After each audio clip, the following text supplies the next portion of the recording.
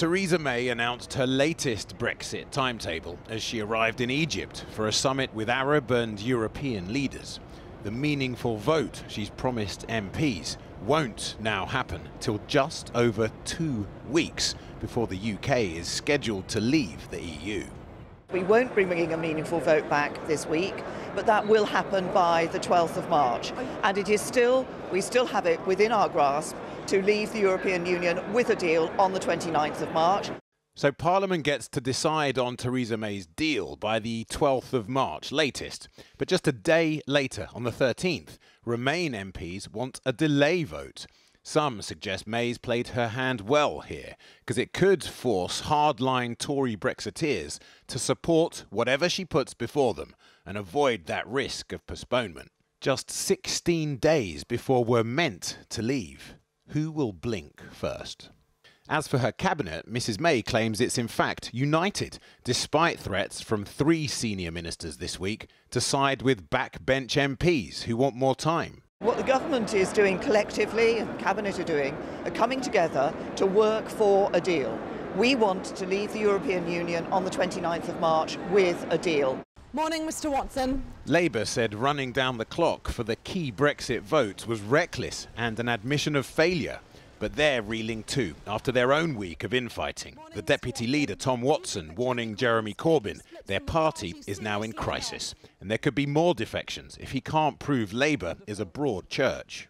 I think it's incumbent on all of us to sort of just dial down the rhetoric on this. You know, the whole country has been divided over Brexit, and I think it's incumbent on us to try and bring people together. And with hints of warming towards a second referendum, Mr Watson trying to give Labour Remainers reasons to stay on side. Why won't you just get on with it and back a second referendum? Why don't you just say we're up for it? Because we have a conference policy and we're moving towards that.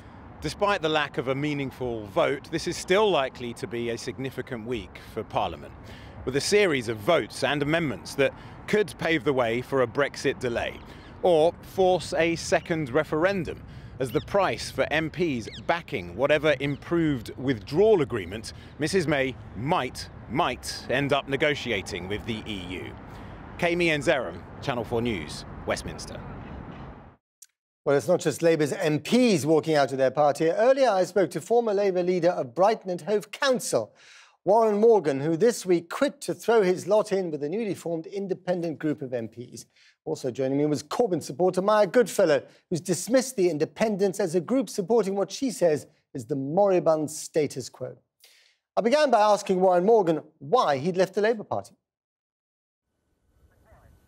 It was really a number of final straws for me. It was the events here in the city with our local momentum. It was Luciana Berger's resignation and joining the independent group.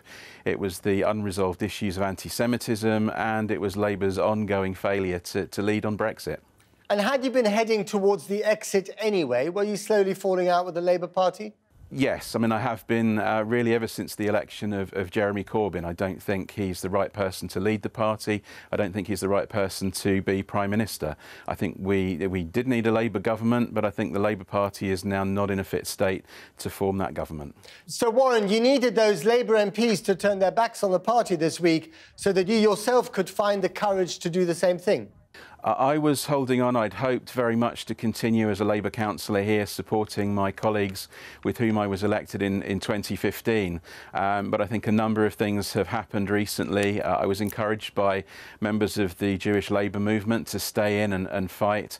But I think things reached a breaking point this week, which we obviously saw with those Labour MPs and indeed Tory MPs leaving their parties and saying we've really got to do something new. And reluctantly, I decided that now was the time to go. My good fellow, this could look a little bit like kind of grassroots momentum against the party of Jeremy Corbyn, for want of a better word. Sure, I mean, I don't ever think it's good when MPs and people decide to leave the party, and I think that the issue of anti-Semitism should be taken incredibly seriously. I think that that needs to be listened to, it needs to be acted on, and shouldn't be brushed to one side.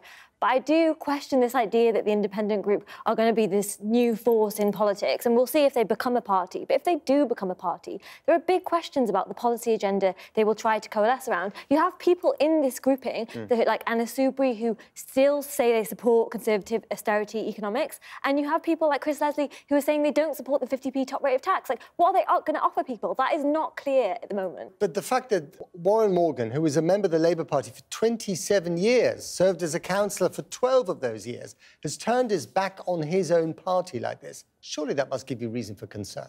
Of course, as I say, it's never positive if people are leaving a party, but I think we also need to recognise what has happened over the past 3 years.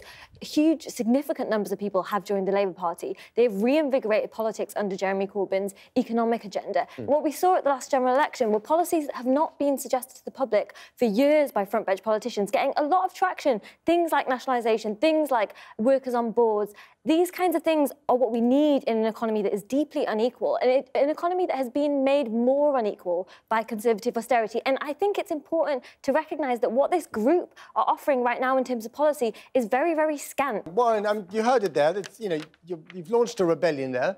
There's a rebellion in the House of Commons, albeit a small one. What are your actual ideas? What formulates this new independent party? Well, this new independent group is not yet a party. It's existed for 6 days at most. What binds you together?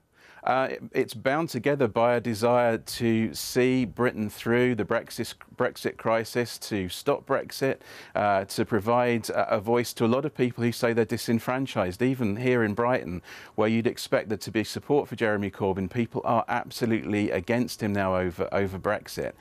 And, you know, you look at the two main parties, both of which have existed for more than 100 years. They can't come up with a coherent policy on Brexit, and yet people are criticising the independent group, which has existed for a few days, for not having a policy on a whole range of things. Is the fact not that Jeremy Corbyn, who's had an enormous amount of support and goodwill from his membership, is losing support amongst, Labour Party members precisely because of his obfuscation on Brexit? I think Brexit... Especially amongst young people. I think Brexit is incredibly difficult. I think if you do look at what the party membership is saying, yes, a lot of people are saying they want no second referendum, but there's also polling to suggest they do support Labour's positioning on Brexit because it's incredibly difficult. But I also want to point out that Brexit does matter, of course it does, but we also have these huge, huge issues as a country that we're facing. But we've got to get past Brexit first. Issues like the economy, those things are not going to stop whilst we're all talking about Brexit. And it is the Labour Party that's suggesting things like a green economy, a green economic deal that will confront some of these huge issues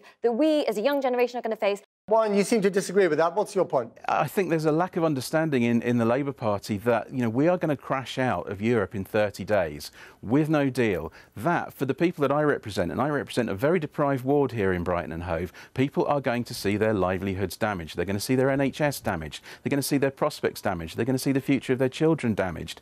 The Labour Party cannot keep saying, oh, we must have a general election. This is an immediate crisis. It has failed to deal with it. It is the most important crisis this country has faced since World War II. It has failed completely. It has failed to build a lead over Theresa May's failing Conservative government. So there's a critical need for some new thinking to break away from the kind of dogma that Jeremy's brought with him.